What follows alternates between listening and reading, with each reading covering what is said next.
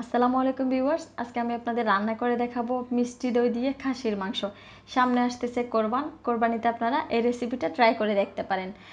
এখানে আমি 2 টেবিল চামচ পরিমাণ দিয়ে দিচ্ছি মিষ্টি দই। আপনারা এখানে টক দইও দিতে পারবেন, সেই ক্ষেত্রে আপনাদের একটু চিনি ব্যবহার করতে হবে রান্নাতে। আমি যেহেতু মিষ্টি দই দিয়ে করতেছি, এখানে আমি চিনিটা দিব না। এরপরে দিয়ে দিচ্ছি হচ্ছে এখানে 1 চা চামচ পরিমাণ আদা রসুন বাটা।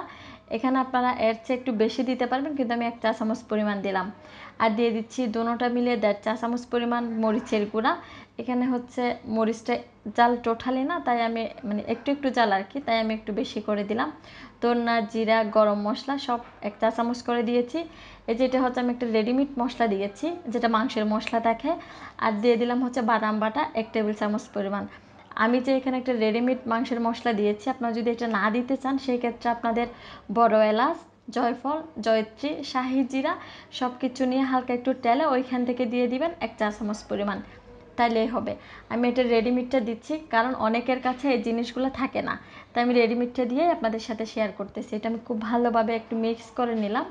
নিয়ে আমি চুলে একটি প্যান বসিয়ে দিয়েছি। প্যান আমি দিয়ে দিলাম তেল। এখানে কিন্তু আমি ঘিও দিচ্ছি একটু। আপনারা যদি চান যে পুরো রান্নাটা আপনারা ঘি দিয়ে করবেন তাহলে আরও বেশি ভালো হয়।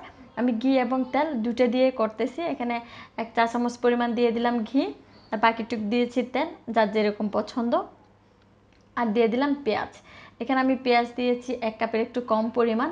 এটা দিয়ে আমি একটু হালকা নরম করে নিব, মানে ভেজে একদম বেরেস্তা করে ফেলবো না, হালকা একটু নরম করে নিচ্ছি। আপনারা যদি আমার চ্যানেলে নতুন হয়ে থাকেন, আমার চ্যানেলটি সাবস্ক্রাইব করে রাখবেন, পাশে থাকা বেল আইকনটি বাজিয়ে দিবেন। আপনারা যদি আমাদের ফেসবুকে আমার এই ভিডিওটা আপনারা দেখে থাকেন, তাহলে আমার চ্যানেলটিকে ফলো লাইক দিয়ে রাখবেন, তাহলে আমি যে কোনো ভিডিও দিলে আপনাদের কাছে নোটিফিকেশন চলে যাবে। এখানে আমি 2 টুকরো দারুচিনি আর দিয়ে দিয়েছি 2টা তেজপাতা।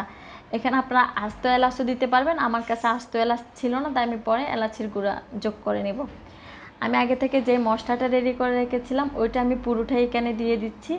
দিয়ে এখন আমি সব কিছু পেঁয়াজের সাথে একটু কষিয়ে নিব, একটু ভালোভাবে নেড়ে ছেড়ে সব কিছু মিক্স করে নিব।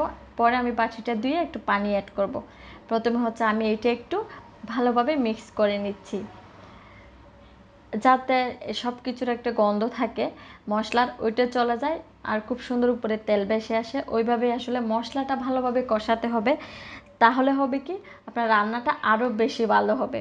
আপনি যদি চান যে মাংসের সাথে মশলাটা রান্না করবেন, আসলে ওইটার সিস্টেম আর এটার সিস্টেম পুরোটাই আলাদা। যদি কেউ এইভাবে করতে চান করতে পারেন। এই যে আমি একটু এলাচের গুঁড়া দিয়ে দিচ্ছি, যেহেতু আমি আগে থেকে এলাচ দিই নাই, আস্ত এলাচ, তাই এটা আমি দিয়ে এখানে হচ্ছে আমি যে বাটিটা ছিল ওই বাটিটা দিয়ে একটু পানিও দিয়ে দিয়েছি, যাতে মশলাটা ভালোভাবে কষানো হয়।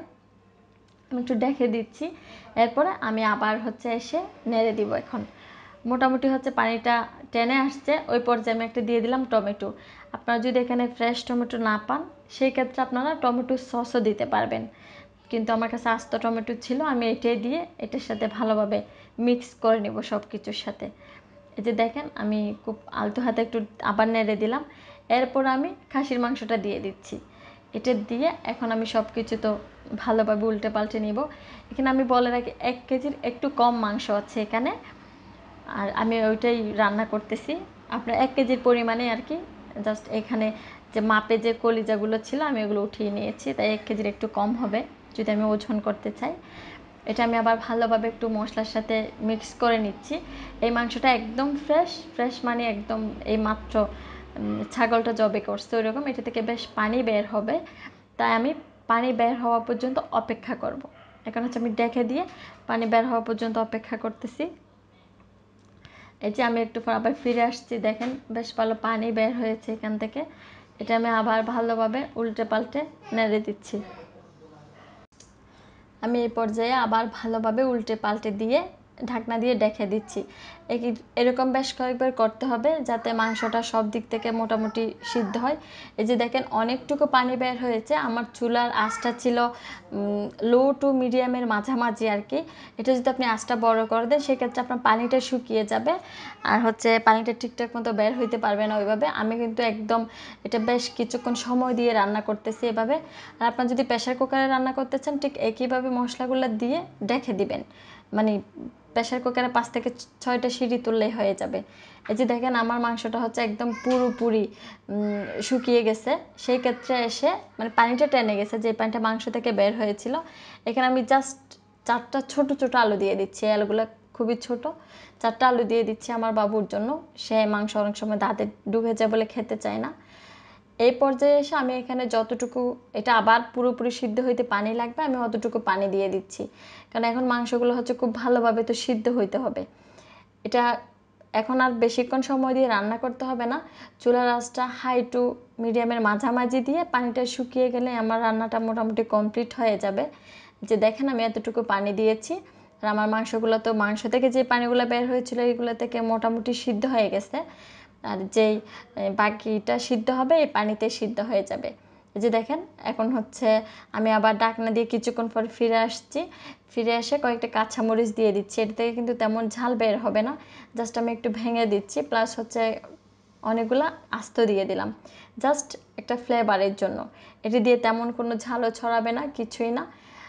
এটাই হচ্ছে, এই যে আমি এভাবে মোটামুটি রান্না করে ফেলছি।